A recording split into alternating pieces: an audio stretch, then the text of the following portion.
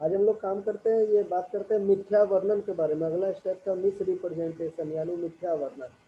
तो मिथ्या वर्णन के बारे में कहता है कि किसी असत्य बात का उसकी सत्यता में विश्वास रखते हुए किया गया वर्णन मिथ्या वर्णन कहलाता है। मतलब इसमें दो बात हुआ कि जो मिस रिप्रेजेंटेशन होता है वो दो तरीके से होता है। एक तरीका तो होता है कि जानबूझकर धोखा देने के लिए किया गया होता है, और दूसरा तरीका होता है कि अज्ञानवश हो जाता है, मतलब हम नहीं चाहते हैं फिर भी वो हो जाता है। हमको पता नहीं था कि ये होना चाहिए, लेकिन वो हमारी गलती से कहीं हो जाता है, तो उसको जानबूझकर नहीं बल्कि अज्ञानवश कहते हैं, इनोसेंट मिस रिप्रेजेंटेशन। तो एक होता है कि जानबूझकर मिथ्या वर्णन होता है, जिसमें हमारा उद्देश्य ये होता है कि असत्य बात को हम जानबूझकर सत्य कह रहे हैं, और दूसरा होता है बिना जाने हुए अज्ञानतावश, जिसमें असत्य बात को हम सत्य कह देते हैं। तो इसमें मिथ्या वर्णन का जो परिभाषा, उसमें एक बात स्पष्ट है कि जो आदमी असत्य बात को सत्य बोलता है वो ये नहीं जानता है कि हम असत्य बात को सत्य बोल रहे हैं, यानी कि वो जानबूझकर झूठ नहीं बोलता है, बल्कि वो अनजाने में झूठ बोलता है। ये बहुत बड़ा इसमें एक क्वालिटी है, परिभाषा का मिथ्या वर्णन का क्वालिटी है कि इसमें किसी भी बात को जानबूझकर सत्य नहीं बोला जाता है, बल्कि अनजाने में असत्य बात को सत्य बोल दिया जाता है। इसका जो कैरेक्टरिस्टिक्स है, कैरेक्टरिस्टिक्स सबसे पहला कैरेक्टरिस्टिक कहता है कि मिथ्या वर्णन उसका फैक्ट के संबंध में होना चाहिए। किसी विषय वस्तु अनुबंध का जो विषय वस्तु है उसके फैक्ट के संबंध में होना चाहिए। मिथ्या वर्णन का जो ऑब्जेक्ट है, जो मिस रिप्रेजेंटेशन का जो ऑब्जेक्ट है, वो दूसरे पक्षकार से अनुबंध कराने का होना चाहिए। अगर आपका उद्देश्य अनुबंध कराना नहीं है तो वो मिथ्या वर्णन भी नहीं हो सकता है। नेक्स्ट कहता है कि मिथ्या वर्णन करने वाले व्यक्ति को, यानी कि जो आदमी बोल रहा है उसको, जो भी बात बोल रहा है उस बात में उसको सत्यता पर विश्वास होना चाहिए कि जो हम बोल रहे हैं वो सत्य है। सत्यता पर वो बिलीव करे कि हम जो भी बात बोल रहे हैं वो सत्य है। और नेक्स्ट है कि जो भी असत्य वर्णन उसके द्वारा बोल दिया गया है, वो जान नहीं रहा है कि हम असत्य वर्णन बोले हैं, लेकिन अगर उसके द्वारा जो असत्य वर्णन बोल दिया गया है वो अनुबंध में अवश्य सम्मिलित होना चाहिए। अब इसमें एक एग्जाम्पल देके आपको समझाने का प्रयास किया गया है। इसका जो मोड्स है उस मोड्स में कि पहला जो मोड है वो है कि बाय पॉजिटिव स्टेटमेंट, मैंने डायरेक्ट आप कुछ बोल कर कोई बात कह कर एक मिथ्या वर्णन का रिप्रेजेंटेशन आप कर रहे हैं। यानी कोई बात आपको डायरेक्ट बोलना है और बोल कर आप किसी असत्य बात को उसकी सत्यता में विश्वास रखते हुए आप जब कह रहे हैं तो वो कहा जाता है कि जब आप कह रहे हैं तो ये हो गया पॉजिटिव स्टेटमेंट के द्वारा, यानी आप जो भी कह रहे हैं वो एक कथन के द्वारा मिथ्या वर्णन हो रहा है। एक एग्जाम्पल है कि जैसे मान के चलिए कि हम लोग गांव में रहते हैं, तो बहुत सारे गांव में क्या होता है कि धान का खेत होता है।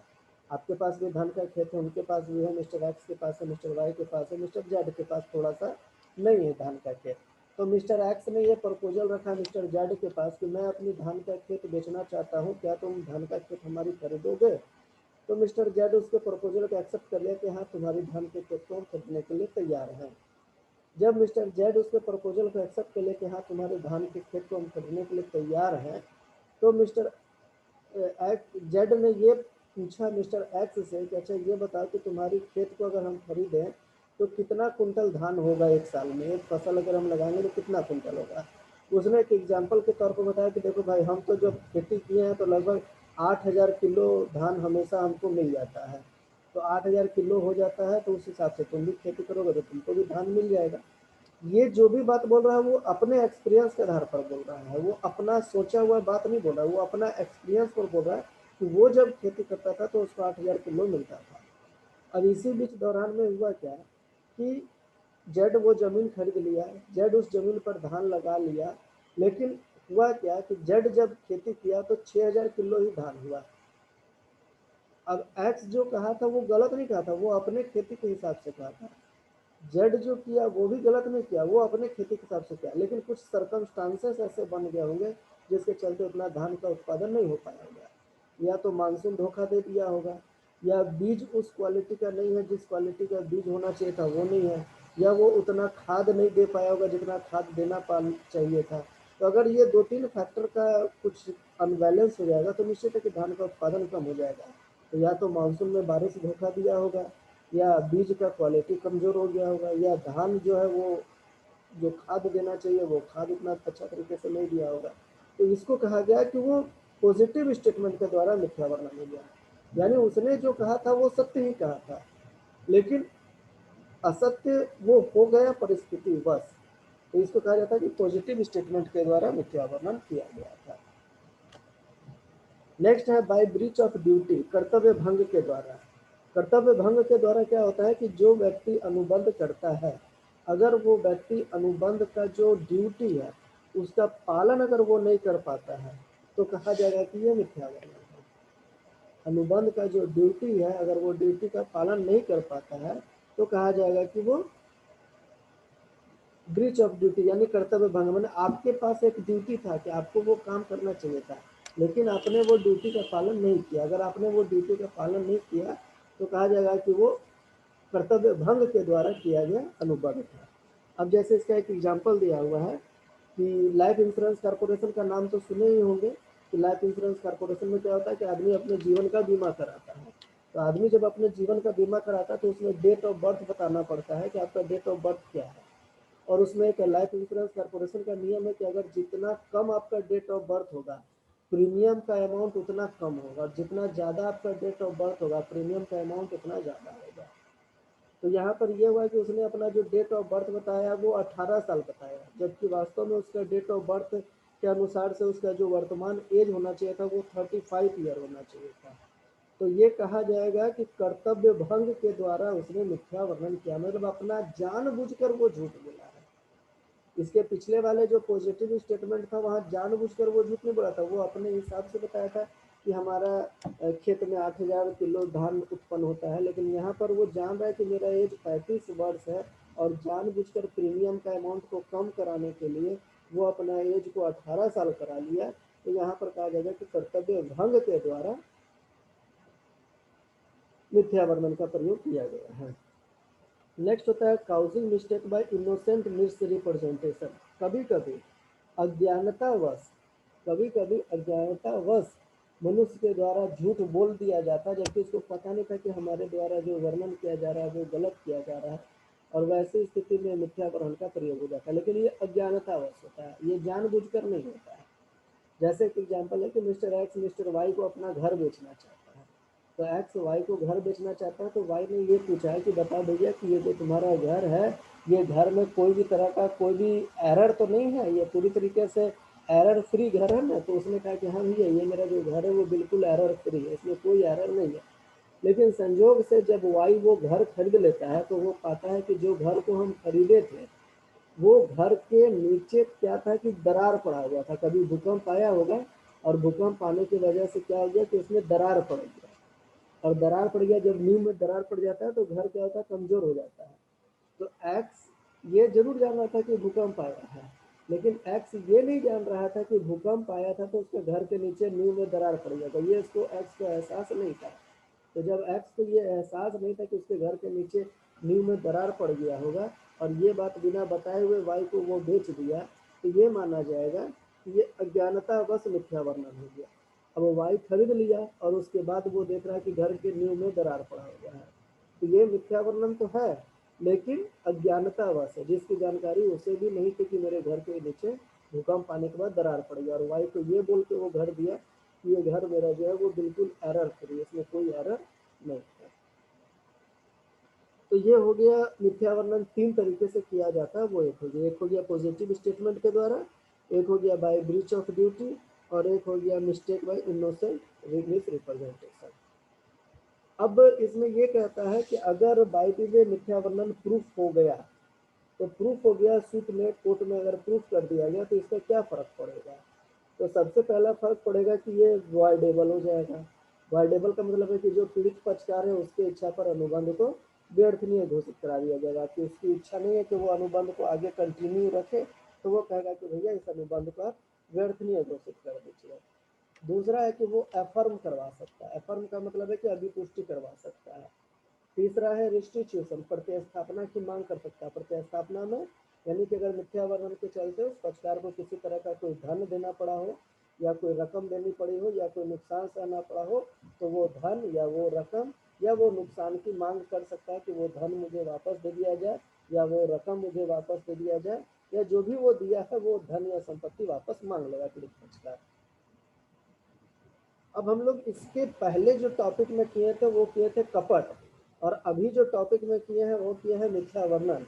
तो कपट और मिथ्या वर्णन में क्या डिफरेंस है वो आज आप लोग जान लेते हैं कि दोनों में डिफरेंस क्या है, कपट और मिथ्या वर्णन में क्या डिफरेंस है। एक हो गया मिस रिप्रेजेंटेशन, पहला जो है हम लोग इसके पहले जो किए थे वो किए थे फ्रॉड मतलब कपट, और अभी जो किए वो है मिस रिप्रेजेंटेशन यानी कि मिथ्या वर्णन। तो एक है फ्रॉड और एक है मिस रिप्रेजेंटेशन। तो फ्रॉड और मिस रिप्रेजेंटेशन में क्या डिफरेंस है वो हम लोग अभी देखते हैं। फ्रॉड के बारे में बोलता है कि जब एक पक्षकार जानबूझकर असत्य बात को सत्य बोलता है तो उसको फ्रॉड कहा जाता है। लेकिन मिस रिप्रेजेंटेशन में क्या होता है कि अनुबंध का एक पक्षकार जानबूझकर असत्य नहीं बोलता है, बल्कि वो उसकी बातों में सत्यता पर विश्वास रखते हुए असत्य बोलता है। उसको ये नहीं पता था कि घर के नींव में दरार पड़ गई है, वो कहा कि एरर फ्री घर है, तो इसको मिथ्या वर्णन कहते हैं। मिथ्या वर्णन में जानबूझकर झूठ नहीं बोला जाता है, लेकिन फ्रॉड में जानबूझकर झूठ बोला जाता है। नेक्स्ट, फ्रॉड में कहता है कि फ्रॉड में एक पार्टनर जो है वो दूसरे पार्टनर को इंस्पायर करता है कि आप अनुबंध कीजिए, उसको प्रेरित करता है, मोटिवेटेड करता है कि आप अनुबंध कीजिए। लेकिन मिस रिप्रेजेंटेशन में क्या होता है कि यहाँ पर उद्देश्य नहीं होता है धोखा देना, बल्कि परिस्थितिवश उसको धोखा दे दिया जाता है। जानबूझकर धोखा देना उद्देश्य नहीं होता है। फ्रॉड में तो उद्देश्य ही होता है धोखा देना, लेकिन मिस रिप्रेजेंटेशन में उद्देश्य नहीं होता है धोखा देना, बल्कि परिस्थितिवश धोखा हो जाता है। कपट के बारे में कहता है कि कपट जो है वो जानबूझ कर किया जाता है, और मिथ्या वर्णन जो है वो जाने और अनजाने में अज्ञानतावश हो जाता है। वो जानबूझकर मिथ्या वर्णन यानी कि मिस रिप्रेजेंटेशन जानबूझ के नहीं होता, जबकि फ्रॉड जो है वो जानबूझ के होता है। फ्रॉड में कहता है कि वहाँ पर कंपनसेशन का एक डिसीजन दिया जा सकता है कोर्ट के द्वारा। अगर फ्रॉड में पीड़ित पक्षकार की इच्छा है कि वो कंपनसेशन की मांग करे तो वो कंपनसेशन की मांग कर सकता है, लेकिन मिस रिप्रेजेंटेशन में कंपनसेशन की मांग नहीं की जा सकती है। वो कहेगा कि मिस रिप्रेजेंटेशन में कंपनसेशन चाहिए तो कंपनसेशन मिस रिप्रेजेंटेशन में नहीं मिलता, जबकि फ्रॉड में कंपनसेशन मिल सकता है। नेक्स्ट कहता है कि फ्रॉड में अगर जो पक्षकार के ऊपर, जो पार्टी के ऊपर प्रॉब्लम आया है, जो पीड़ित पक्षकार है, अगर वो अनुबंध के संबंध में कुछ भी नहीं करे तो वो अनुबंध वैध नहीं हो सकता है, कभी भी वो लीगल नहीं हो सकता है। लेकिन मिस रिप्रेजेंटेशन में एक टाइम बाउंड होता है कि अगर वो टाइम बाउंड के अंदर पीड़ित पक्षकार एक्शन ले लेगा तो वो अनुबंध वैध से हट जाएगा। अगर एक्शन ले लेगा तो, और अगर एक्शन नहीं लेगा तो फिर वो वैध रह जाएगा। मतलब वहाँ एक टाइम बाउंड है कि वहाँ पर उसको वो एक्शन लेना पड़ेगा। लेकिन फ्रॉड में एक्शन नहीं भी लेता है पीड़ित पक्षकार तो भी वो कभी लीगल नहीं हो सकता है, कभी नहीं, जिंदगी में लीगल नहीं होगा। फ्रॉड वाला कॉन्ट्रैक्ट जिंदगी में लीगल नहीं होगा। लेकिन मिस रिप्रेजेंटेशन वाला में अगर एक लिमिटेड टाइम के अंदर आप एक्शन लेते हैं तो वो पूरी तरीके से, एक लिमिटेड टाइम के अंदर अगर आप एक्शन लेते हैं तो वो वॉइड हो जाएगा, और एक्शन नहीं लेंगे तब वो वैलिड हो जाएगा। नेक्स्ट कहता है कि फ्रॉड के बारे में कि इसमें एक पक्षकार को सत्यता का ज्ञान पता था, लेकिन इसमें सत्यता का ज्ञान इसको पता मिस रिप्रेजेंटेशन में नहीं था। तो ये हो गया मिस रिप्रेजेंटेशन। अब इसका लास्ट टॉपिक जो आता है वो कहलाता है मिस्टेक। मिस्टेक यानी कि गलती, गलती यानी कि त्रुटि। तो त्रुटि क्या है? त्रुटि का मतलब होता है कि भ्रमात्मक विश्वास, यानी कि जिस चीज में आप बिलीव कर रहे हैं वो बिलीफ जो कर रहे हैं वो बिल्कुल भ्रम है, वो सचमुच में नहीं है, वास्तव में वो भ्रम एक तरह का। और इस तरह का जो विश्वास किया जाता है उसको मिस्टेक कहा जाता है। अब मिस्टेक का बहुत सारा पार्ट है। पहला पार्ट है कि मिस्टेक जो होता है वो दोनों पक्ष की तरफ से होता है। जब भी मिस्टेक किया जाता है वो दोनों पक्षकार के द्वारा होना चाहिए, यानी दोनों पक्षकार उस मिस्टेक में शामिल हो। जैसे एग्जाम्पल के तौर पर आप चले जाइए किसी चावल के दुकानदार के पास, चावल के दुकानदार को ये कहिए कि मुझे चावल खरीदना है। आप अपने मन में सोच के चले कि हमको पुराना चावल खरीदना है। दुकानदार के पास पुराना चावल नहीं है, उसके पास जो नया चावल है वही नमूना के रूप में ला के आपको दिखा दिया। आपने जो सोचा वो दुकानदार ने नहीं सोचा, दुकानदार ने जो सोचा वो आपने नहीं सोचा। आप सिंपल सी बात कहें उसको कि मुझे चावल चाहिए, उसने आपको चावल दे दिया, लेकिन आपने ये नहीं कहा कि मुझे चावल जो चाहिए वो कैसा चाहिए, पुराना चावल चाहिए, ये लाइन आपने उल्लेख नहीं किया था। तो वैसे स्थिति में कहा जाएगा कि ये गलती जो है ये दोनों पक्षकार के द्वारा की गई है, कोई एक पक्षकार की गलती नहीं है। ना तो एक पक्षकार ने ये कहा कि मुझे पुराना चावल चाहिए, और ना तो दुकानदार ने ये कहा कि ये नया वाला चावल है, तो दोनों ने मिलकर गलती की। नेक्स्ट कहता है कि गलती तथ्य के संबंध में होना चाहिए, मैंने जिस फैक्टर के लिए, यहाँ जैसे चावल एक फैक्टर है तो वो चावल के संबंध में गलती होनी चाहिए।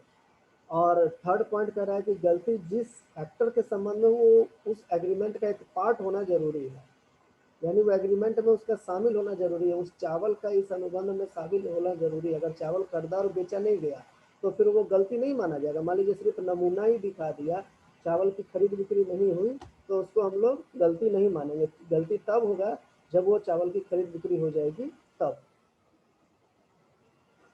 कहता है कि अब मिस्टेक जो होता है वो कैसे कैसे मिस्टेक होता है, यहाँ मिस्टेक के भी बारे में बताइए कि मिस्टेक कैसे कैसे होता है। सबसे पहले मिस्टेक जो होता है वो सब्जेक्ट मैटर का होता है। सब्जेक्ट मैटर का मतलब होता है कि जो विषय वस्तु का अस्तित्व है, जो एग्जिस्टिंग जो थिंग है, वो एग्जिस्टिंग थिंग के खिलाफ भी गलतियां होती है।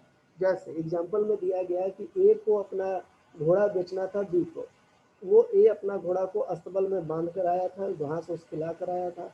बी के साथ वो अपने ऑफिस में डील कर रहा है कि मैं ये घोड़ा 50,000 रुपये में बेचूंगा। बी भी तैयार हो गया कि ठीक है मैं वो घोड़ा खरीदूंगा। बी ने पेमेंट भी कर दिया, ए ने पेमेंट भी ले लिया। बी कहा चलो अब वो घोड़ा मुझे निकाल के दे दो। जैसे ही अस्तबल में जाता है वो देखता है कि घोड़ा मृत पाया जा रहा है, तो ये कहा जाएगा कि ये गलती हो गई विषय वस्तु के संबंध में, यानी घोड़ा के संबंध में यहाँ पर गलती हो गई, जबकि ये पता नहीं था ए को कि अस्तबल में वो घोड़ा मृत हो चुका है। जब ये जानकारी उसको नहीं है और वो अनजाने में बोला, तो ये कहा जाएगा कि विषय वस्तु के संबंध में गलती की गई है। दूसरा गलती होता है टाइटल के संबंध में। टाइटल का मतलब स्वामित्व के संबंध में। कई बार लोग ऐसी वस्तु की खरीद बिक्री कर लेते हैं जिसमें बेचने वाले को बेचने का अधिकार प्राप्त नहीं है, फिर भी वो उसको वस्तु को ऐसे बेचता है मालूम जैसे वो उसी का वस्तु है, वही उसका मालिक है, वही उसका स्वामी है। तो ऐसी स्थिति में वहाँ पर गलती जो किया गया है वो स्वामित्व संबंधी गलती किया गया है। एग्जाम्पल दिया गया है कि एक व्यक्ति दूसरे व्यक्ति को अपना घर बेच दिया, जबकि वास्तव में वो उस घर का मालिक ही नहीं है। तो यहाँ पर टाइटल संबंधी गलती है, टाइटल संबंधी मिस्टेक है, स्वामित्व संबंधी मालिकाना संबंधी मिस्टेक है कि जिसकी जमीन नहीं है वो जमीन बेच दिया, रजिस्ट्री कर दिया। जिसका घर नहीं है वो घर बेच दिया, रजिस्ट्री कर दिया। जिसका वो मालिक ही नहीं है वो उसको बेच रहा है। तो निश्चित तौर पर यह विषय वस्तु के स्वत्व के संबंध में गलती है। नेक्स्ट यहाँ पर गलती बताया है उसके पहचान के संबंध में गलती, आइडेंटिटी के संबंध में, पहचान के संबंध में। कई बार गलतियाँ ऐसी हो जाती है कि वस्तु को पहचानने में लोग गलती कर देते हैं, और पहचानने में जब गलती करते हैं तो उसमें जो खरीदने वाला पक्षकार होता है वो दोषी हो जाता है, बेचने वाला पक्षकार का कोई दोष नहीं होता, क्योंकि पहचानना खरीदने वाले का काम है, बेचने वाले का काम पहचानना नहीं है। जब भी आप सामान को खरीदने जाएंगे तो बेचने वाला तो हर तरह का सामान आपके पास दे देगा, पहचानना आपका काम है कि जो वस्तु आप खरीद रहे हैं वो पहचान लीजिए उसका गुण आपके लायक है कि नहीं है। तो पहली थी गलती विषय वस्तु के संबंध में, यानी कि उसके फैक्ट के संबंध में, सब्जेक्ट मैटर के संबंध में। दूसरा हो गया उसके टाइटल के संबंध में। तीसरा हो गया उसके आइडेंटिटी के संबंध में, उसके पहचान के संबंध में।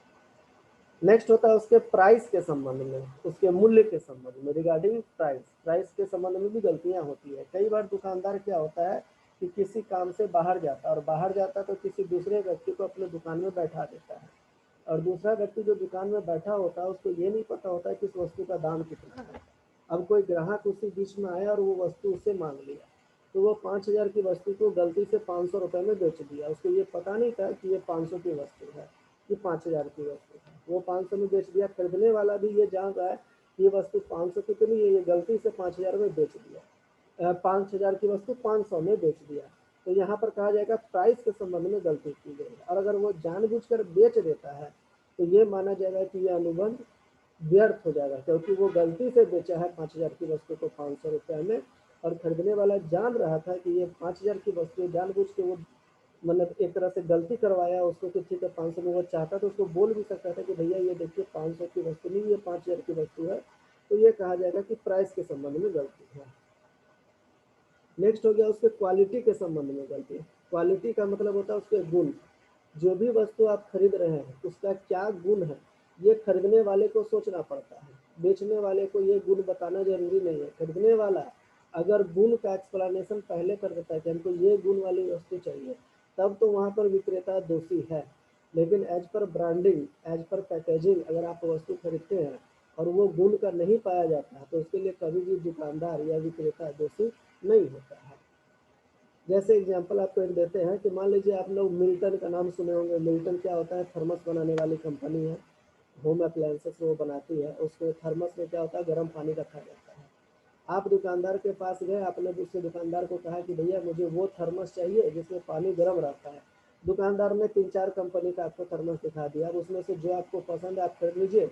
अगर उसका थर्मस में पानी गर्म नहीं रहेगा तो आप दुकानदार को जाके क्लेम करिएगा कि भैया देखिए इसमें पानी गर्म नहीं था। ये हो गया गुण की गलती। अब दूसरे तरफ से आप गए और दुकानदार को सीधे कहे कि मिल्टन का थर्मस चाहिए, वो सीधा सीधी मिल्टन का थर्मस आपको ला के दे दिया। अब आपने ये नहीं कहा था कि उसमें ठंडा पानी रहना चाहिए या गर्म पानी रहना चाहिए, या गर्म पानी को गर्म रखेंगे तो गर्म ही रहना चाहिए। ये आपने एक्सप्लेनेशन नहीं किया। आपने नॉर्मल एक वर्ड कहा कि मुझे मिल्टन का थर्मस चाहिए, वो थर्मस आपको दे दिया। आप उसमें गर्म पानी डाले, गर्म पानी गर्म नहीं रहा, वो ठंडा हो गया। तो वहां पर गुण संबंधी जो गलती है वो क्रेता की गलती है। और पहले वाले में अगर गुण संबंधी गलती होगी, वो पानी गर्म नहीं रहेगा, तो वो विक्रेता की गलती होगी, क्योंकि वहां पर आप बोल कर खरीदे थे। और यहाँ पर आप ये नहीं बोल कर खरीद रहे हैं कि मुझे गर्म रखने वाला पानी चाहिए, बोतल चाहिए। नेक्स्ट है वस्तु की मात्रा के संबंध में, यानी कि गलती जो है वो क्वांटिटी के संबंध में गलती है। क्वांटिटी के संबंध में भी कई तरह की गलतियां होती है। कई लोग क्वांटिटी को भी मिस्टेक से कुछ और के बदले कुछ और बोल देते हैं। आप एक एग्जांपल देख सकते हैं। सरसों तेल अगर आप खरीदते हैं तो कई लोग बोलते हैं कि मुझे 1 किलो का पाउच चाहिए। 1 किलो का पाउच चाहिए, बात तो ठीक है, लेकिन वास्तव में क्या वो 1 किलो का पाउच होता है? वो नहीं होता 1 किलो का पाउच, वो 910 मिलीलीटर का ही पाउच होता है। अब आप दुकानदार से कहिएगा कि मुझे 1 किलो का सरसों तेल का पाउच दीजिए, और वो एक पाउच निकाल के दे देता है, जबकि उसका स्टैंडर्ड मापक यही हो गया है कि जो भी लिक्विड माप के लिया जाएगा, पाउच में लिया जाएगा, वो लोग 1 किलो की जगह पर 910 मिलीलीटर का होगा। अब आप दुकानदार को आके कल होके बोलिएगा कि भैया हम तो 1 किलो का पाउच मांगे तो ये 910 मिलीलीटर का है, तो ये पाउच हम नहीं लेंगे। तो ये आपकी गलती है, क्योंकि आपको पता नहीं है कि अभी 1 किलो का कोई पाउच नहीं होता है। जब भी होगा वो मिलीलीटर का पाउच होगा। लिक्विड में अभी मिलीलीटर चलता है, तो वो 910 मिलीलीटर का पाउच होगा। 90 मिलीलीटर ऐसे भी उसमें मान कम रहेगा। तो हम यहाँ पर कहेंगे कि उसकी मात्रा के संबंध में गलती की गई है। नेक्स्ट जो गलती होता है वो कहता है निष्पादन की असंभवता, यानी कि mistake as impossibility of performing the contract. कई बार कॉन्ट्रैक्ट करते समय तो कॉन्ट्रैक्ट ठीक ठाक रहता है, लेकिन जब उसकी पूरा करने की बातें आती है तो वो इम्पॉसिबल हो जाता है, पूरा नहीं हो पाता है। और वो पूरा नहीं हो पाता, उसके लिए भी एक दो एग्जाम्पल है। जैसे है कि भौतिक असंभवता, यानी फिजिकल इम्पॉसिबिलिटी। परिस्थिति कभी कभी ऐसा बन जाता है कि कोई अनुबंध को पूरा करने के लिए वो फिजिकली रूप से इम्पॉसिबल हो जाता है। एग्जाम्पल दिया हुआ है इसमें, एक एग्जाम्पल दिया हुआ है कि मान लीजिए कि ईडन गार्डन में, कलकत्ता के ईडन गार्डन में इंडिया और पाकिस्तान का क्रिकेट मैच होना था। सब लोग क्रिकेट मैच खरीद तो लिया, लेकिन पता चला है कि जिस समय क्रिकेट मैच होना था, जैसे जिस एरिया में बारिश हो रहा है, वैसे उस समय बारिश होना शुरू हो गया। अब जब बारिश होने लगा तो वो क्रिकेट का हो पाना संभव नहीं है। तो इसी को कहते हैं भौतिक असंभवता, यानी कि वो निष्पादन नहीं हो सकता है, वो परफॉर्मेंस नहीं हो सकता है, क्योंकि पानी में कैसे परफॉर्मेंस करेंगे वो लोग। नेक्स्ट कहलाता है राज नियम की असंभवता। राज नियम की असंभवता यानी कि कानून कभी कभी ऐसा लागू कर दिया जाता है जिसके चलते वो अनुबंध का पूरा हो पाना संभव नहीं हो पाता है। कानून, कई बार कानून, जैसे कभी भी लॉकडाउन में आप देखते हैं कि कोई भी कानून तुरंत एकाएक लागू हो जाता है। अब एकाएक मान लीजिए कि बिहार में कल एक लॉकडाउन में लागू हो गया कि वहाँ पर पूर्णतः लॉकडाउन रहेगा, तो वहाँ पर कोई गाड़ियाँ बाहर नहीं जा सकती है, कोई ट्रक नहीं चल सकते हैं, कोई पैसेंजर गाड़ियाँ नहीं चल सकती है। उसके पहले तक पता चला होगा कि किसी ने व्यक्ति ने अपनी बाराती में जाने के लिए एक बस बुक कराया था, तो बस बुक तो करवा लिया, लेकिन अब उसमें एक नया कानून हो गया, राज नियम ये लग गया कि वो बस नहीं चलेगा। अगर बस चलाना है तो उसके लिए आप प्रशासन से परमिशन लेना पड़ेगा। तो ये राज नियम का असंभवता जो होता है, वो कभी भी राज नियम अगर बदल जाएगा, अपने आप बदल जाएगा, कानून बदल जाएगा, तो उस अनुबंध को पूरा कर पाना संभव नहीं हो पाता है। इसमें फिर नेक्स्ट पार्ट आता है नियम संबंधी गलती। नियम संबंधी गलती यानी कि नियम जो होता है वो नियम के बारे में दो तरह का यह नियम बताया गया है, एक भारतीय राज नियम और एक विदेशी राज नियम है। तो यह मान के चला जाता है कि भारत में रहने वाला आदमी भारत के सभी नियम और कानून को जानता होगा और वो उसका पालन करेगा और वो उसका प्रयोग करेगा। लेकिन अगर भारतीय नियम को किसी ने पालन नहीं किया और उसका प्रयोग नहीं किया और उसको तोड़ा है भारतीय नियम को, तो वहाँ पर दंड का प्रावधान होगा। लेकिन एक विदेशी राज नियम की गलती होती है। हर भारतीय व्यक्ति साथ ये आशा नहीं कर सकते हैं कि वो विदेश के सारे रूल और रेगुलेशंस को जानता होगा, विदेश के सारे नियम को जानता होगा। हाँ, ये जरूर है कि कुछ छोटे मोटे रूल को जरूर जानता होगा। तो अगर विदेशी राज नियम का आप उल्लंघन करते हैं तो वो विदेशी नियम के अनुसार से दंड के भागी है। लेकिन उसका दंड जो होता है वो अगर कॉमन रूल के बियॉन्ड आपने काम किया है तो आपको ज़्यादा दंड मिलेगा, और अगर आपने कोई स्पेशल रूल के बियॉन्ड आपने काम किया है तो दंड की मात्रा वहाँ पर कम हो जाएगी। लेकिन भारत में जो भी कॉमन रूल है अगर आपने उसका फॉलो नहीं किया तो वहाँ दंड की मात्रा आपको अधिक होगी। जैसे एग्जाम्पल के तौर पर अभी लॉकडाउन है झारखंड में, 2 बजे के बाद आपको क्या है कि नहीं निकलना है, 3 बजे के बाद नहीं निकलना है, फिर भी अगर आप निकलते हैं तो निश्चित है कि आपको कॉमन दंड दिया जाएगा, क्योंकि ये भारत का राज नियम है, झारखंड का राज नियम है और झारखंड के राज नियम का आपने अवहेलना किया है। अब यहाँ पर है कि 2 बजे के बाद नहीं निकलना है, आप इसको जान रहे हैं 3 बजे के बाद नहीं निकलना है। लेकिन बगल के स्टेट आप बिहार में चले जाइए, वहाँ पर है कि संपूर्ण लॉकडाउन यानी कि दिन भर लॉकडाउन है। अब आप चल गए तो गए थे अपने झारखंड के नियम के अनुसार से, और आपको ये पता ही नहीं था कि वहाँ पर दिन भर का लॉकडाउन है। अगर वहाँ पर आप नियम तोड़िएगा तो वहाँ पर भी दंड आपको ज़्यादा मिलेगा, क्योंकि ये भारत का नियम है। बिहार में गलती कीजिए या झारखंड में गलती कीजिए, दोनों स्टेट का अपना अपना नियम और उसके नियम के अनुसार से चलना है। लेकिन अगर आप पाकिस्तान में जाके गलती कीजिएगा तो वो उतना कड़ा नियम का प्रयोग आपके ऊपर नहीं लगेगा, उतना कड़ा कानून नहीं लगेगा, क्योंकि वो ये मान के चलता है कि पाकिस्तान के नियम को भारत का आदमी बहुत ज़्यादा नहीं जानता होगा। अब आप बिना वीज़ा बनाए हुए और बिना पासपोर्ट बनाए हुए अगर आप पाकिस्तान चल जाते हैं तब उस पर ज़्यादा दंड लगेगा, क्योंकि ये कॉमन रूल है कि अगर आपको पाकिस्तान जाना है, विदेश जाना है, तो वहाँ पर वीज़ा और पासपोर्ट का प्रयोग करना पड़ेगा। तो विदेशी गलती भी कई तरह की होती है। एक कॉमन गलती होती है विदेशी, जिसका आप अगर उल्लंघन करेंगे तो ज़्यादा दंड मिलेगा, और अगर आप स्पेशल कोई गलती करते हैं तो वहाँ पर कम दंड मिलेगा।